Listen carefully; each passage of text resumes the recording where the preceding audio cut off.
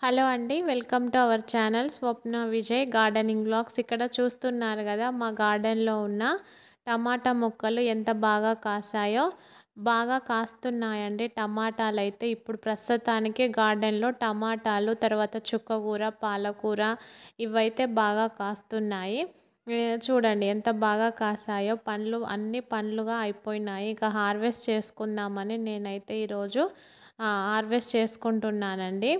ఈ టమాటా మొక్కల్ని ఏ విధంగా పెంచాలి, ఏం కేర్ తీసుకోవాలనేది నాకు తెలిసిన కొన్ని చిన్న టిప్స్ అయితే నేను మీతో ఈ వీడియోలో షేర్ చేసుకుంటాను.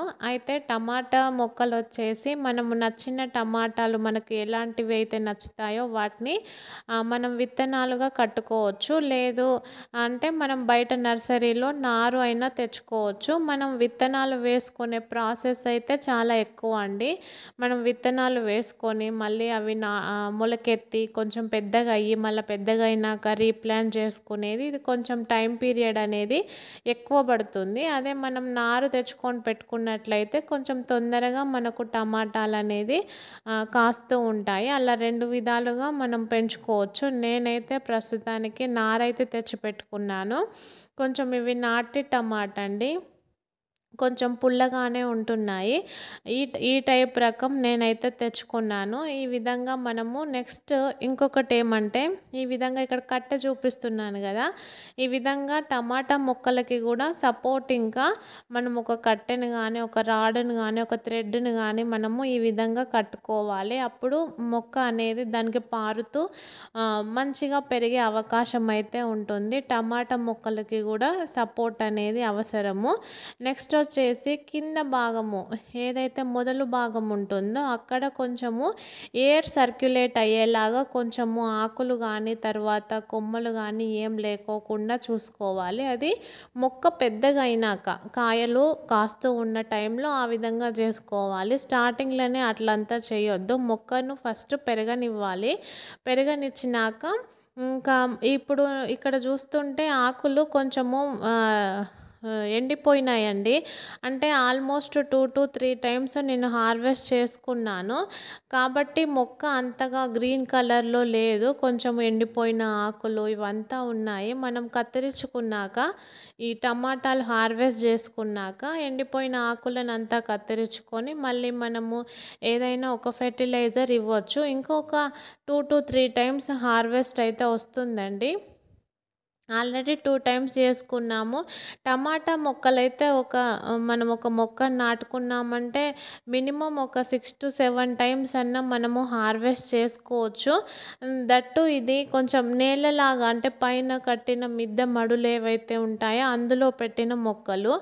ఇక పాట్లలో పెట్టిన మొక్కలైతే ఒక మ్యాక్సిమం 3-4 టైమ్స్ అన్నా మనం హార్వెస్ట్ చేసుకోవచ్చు. మంచి మంచి ఫెర్టిలైజర్స్ అట్లా ఇచ్చుకుంటూ.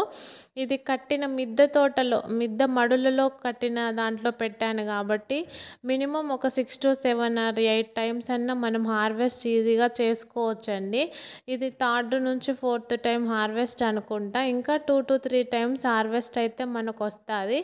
అట్లా మనం టమాటా మొక్కలకి ఈ ఈ విధంగా మనము వాటర్ కూడా ఈ సమ్మర్ కాబట్టి మార్నింగ్ ఈవినింగ్ వాటర్ ఇచ్చుకోవాలి. తర్వాత ఫెర్టిలైజర్ విషయానికి వస్తే ఆవు పేడ కానీ, మాగిన పశువుల ఎరువు కానీ, లేదు ఏదన్నా మెన్యూర్ కానీ ఉంటే మొక్క మొదట్లో ఇచ్చుకోవచ్చు.